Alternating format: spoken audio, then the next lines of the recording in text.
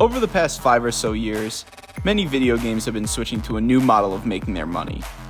While many studios and publishers previously relied on unit sales to make profit, new monetization models and the use of microtransactions has allowed developers to actually make their games free to play.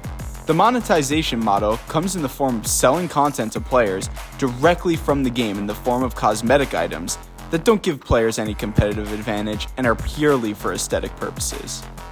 This new way of making games has so many positives and negatives in its use-by-use cases, and I'll be discussing some of those today. The obvious positive to these strategies is that consumers no longer need to pay up front for their games.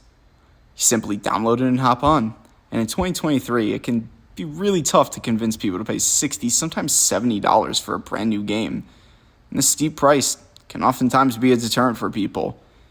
Enter the free-to-play games with monetization models. They make their money solely from microtransactions that occur within their own game. The best part about this is that you'll get all the same content as everybody else, and you're never actually required to purchase anything inside the game if you don't want to. But, these developers, they have to make their money somehow. So while you don't have to purchase anything to play the game, they push really hard to convince you to buy some of these cosmetic items for yourself. And this leads us to the Battle Pass, the most common monetization model in these free-to-play games. The Battle Pass will ask you to pay $10 to sometimes $30, depending on the game, for a chance to unlock exclusive cosmetic items. By paying for a Battle Pass, you must earn your rewards by playing the game. If you look at this example from Overwatch 2's Battle Pass, you must earn experience points by playing games to rank up your Battle Pass tier. By making it so the consumer must put a lot of time in the game to get their money's worth, these Battle Passes have become the ideal way to make money from a free game. Oftentimes a Battle Pass is limited to just a few weeks, which means if you want all your rewards, you have to play the game for sometimes 20 plus hours, which for most people with responsibilities such as school, full-time job, a family, it's just not feasible for them to complete it. The developers know this, and they use it to their advantage by offering the ability to purchase levels so you don't miss out on your exclusive rewards. On to the other side of the spectrum, arguably one of the biggest negatives to microtransactions as a model is the outrageous price for some of these cosmetics. Of course, like I said before, you never have to buy any of these, but if you are really into a certain free-to-play game, buying cosmetics, it does make sense. What doesn't is charging $20 to $30 for a skin for your character. Look at the skin in the Fortnite shop. This is a new skin that they just added, and it is a skin of 11 from the popular show Stranger Things. And while this skin is very cool, it's very visually appealing, it's very detailed, if you look down there, it says it's 2,500 V-Bucks. Now, if we go over to the V-Bucks store, if you want those 2,500 V-Bucks, that's $23. Is it really worth $23 for a skin in a video game?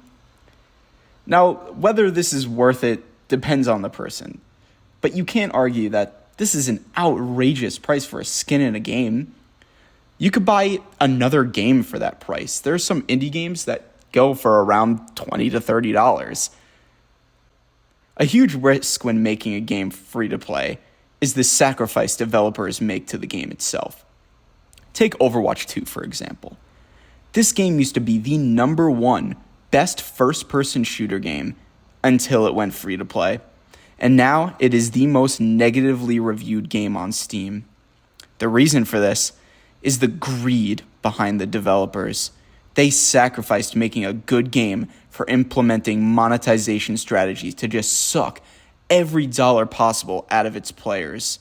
And it's so sad to see what Overwatch has become since its time in the spotlight, and it could all be blamed on these microtransactions and monetization in the game.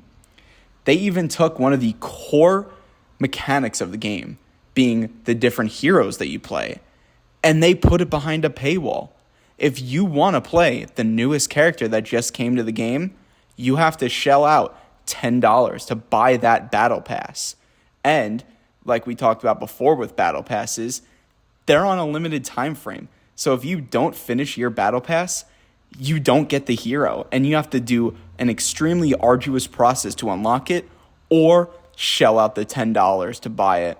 It is absolutely ridiculous.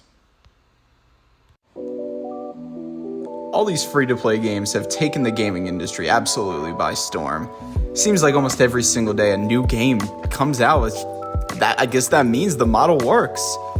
I mean, it works for the developer, it works for the consumer, so it works. But, while free-to-play models may have its flaws, there are many great games that are free-to-play that are loved by their communities.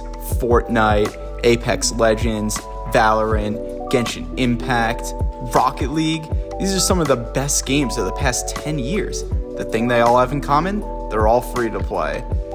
The thing about them, though, is they also struck the perfect balance between offering good, engaging content in the form of their games, while also having a great monetization strategy that doesn't interfere with the content. The future of gaming is here, and this model will only continue to change.